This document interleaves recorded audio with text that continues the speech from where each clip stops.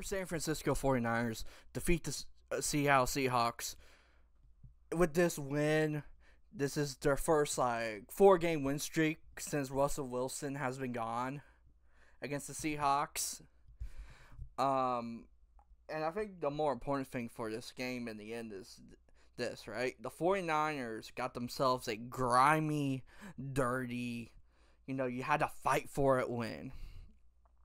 And now, as the number 1 seed in the NFC, this is what they needed. And they got Baltimore in 2 weeks, so let's see what else has to happen for the 49ers. But let's focus more on the Seahawks right now. But before we do that, let's roll that intro.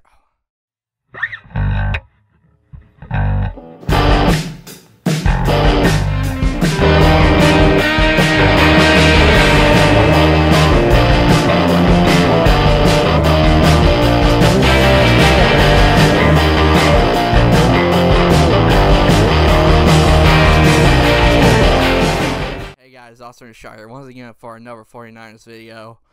Sorry for no preview. Here's the thing about it, having to face a team so many times, sometimes you just don't know what to say, right? Especially with the Seahawks, in which you didn't even know if Geno Smith was going to play or Drew Lock was going to play. It was very much a hard video to make, so I didn't make it.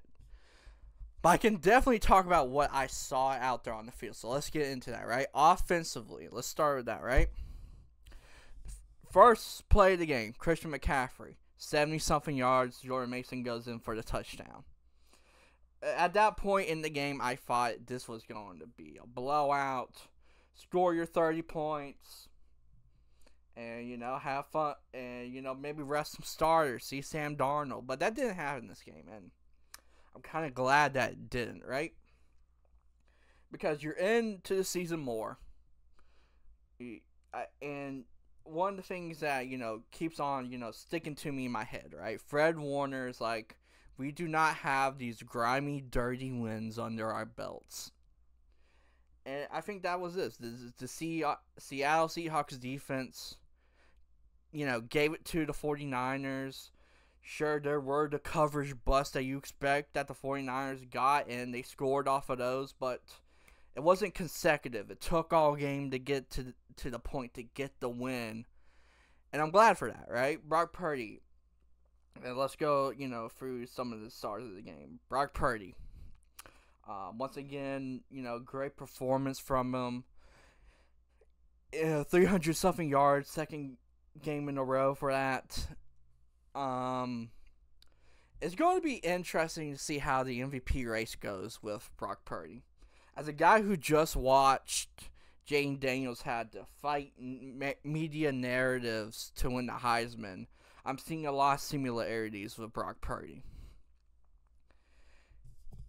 And it's going to be interesting because if you were to ask me, how does Brock Purdy win the MVP, right? I will say this. He needs more games like the one against the Eagles. Those types of stats. Maybe some more rushing touchdowns added in there.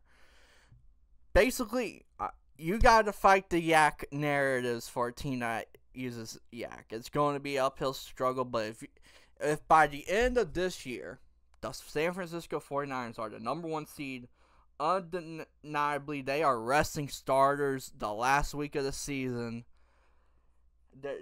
That is Brock Purdy's case right there.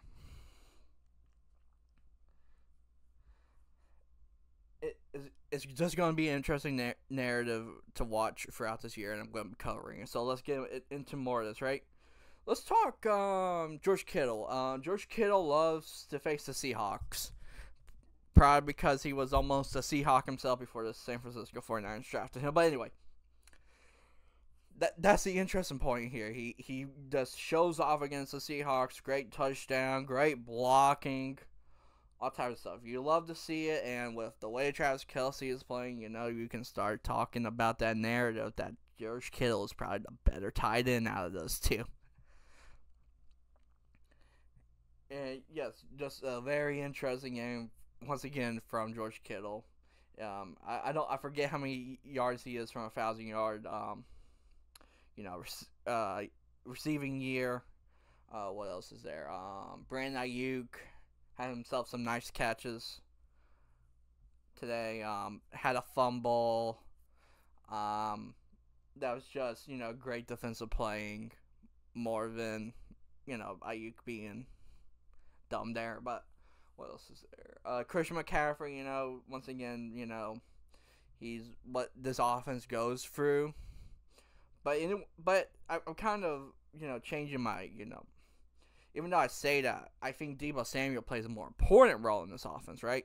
Because here's the thing about it. I think the losing streak without Deebo has shown how important it is to have both Deebo and McCaffrey in this offense at the same time to keep defenses honest. And even though, they are keeping them honest, right? I think the more interesting thing that I'm starting to see from Deebo Samuel, and this may just be, the Eagles game being more recent in my mind, but basically, I think as the season is going on, Deebo Samuel's getting stronger. He is getting more into this playoff mode. He's starting to become the guy who told Kyle to give him the ball in AT&T Stadium against the Dallas Cowboys in a playoff game to keep their season alive. We're starting to see that guy back more, and if that guy comes back, pair that with McCaffrey, pair that with Kittle, pair that with Ayuk, we are dealing with an offense that is going to probably have 4 1,000-yard receiving. So honestly, great stuff offensively from the 49ers, even though it did take them some time to get into the groove, get their 30 points. And, they were able to do this because of the defense, right? Here's the thing about it. Drew Lock played a better game than anyone probably ever anticipated from him.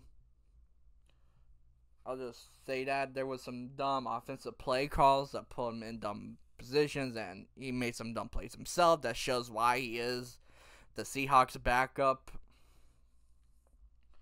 But he still kept, I think the Seahawks offense kept him in this game with the 49ers. But, with all the injuries that happened for the 49ers secondary, they still kept Lockett and Metcalf under lockdown. They did have one coverage bust, but it was basically the Shanahan fake one side, throw it down the middle, all that type of stuff. It gets teams, but shout out to secondary. They they had their injuries. Mooney Ward basically got out the first quarter, and you had to trust Isaiah Oliver, Ambry Thomas, Demo, Jair, Gibson. Like, you had to trust everyone. And that was they showed why the adjustments needed to be made for Steve Wilkes to go down to the sideline. And the D-line, right? They had some injuries. I think Hargrave, Armstead was out this game. I'm trying to think who else. But anyway, they had injuries. But, Randy Gregory was playing great. Kinlaw was playing great. Bosa is continuing to be the lock, on that line that you can trust, because he is the DPOY, candidate. No matter, even if he isn't going to win it this year, he still plays like one when he's, full go. But anyway, the defense, had some mistakes, but, they kept Seattle off the scoring side of things, did all they can. So great stuff there defensively. What else is there to talk about? Oh, yes. 49ers, number 1 seed in the NFC. If they can keep that, then great. Basically what the 49ers need to do is make sure they keep one home game this entire year for the playoffs. because either you're facing Dallas at home or the Eagles at home, right? If you keep just keep winning, is what the main point is. I think if they beat the Cardinals next week, next weekend they are the NFC West winners. Great stuff to already have that under lock if they beat the Cardinals. Gonna be an interesting game against the Cardinals, I think. So yes, very interesting stuff going on with the 49ers compared to the rest of the Bay Area. Don't even get me started on Ohtani. But anyway, great stuff for the 49ers. Gonna be fun to cover them.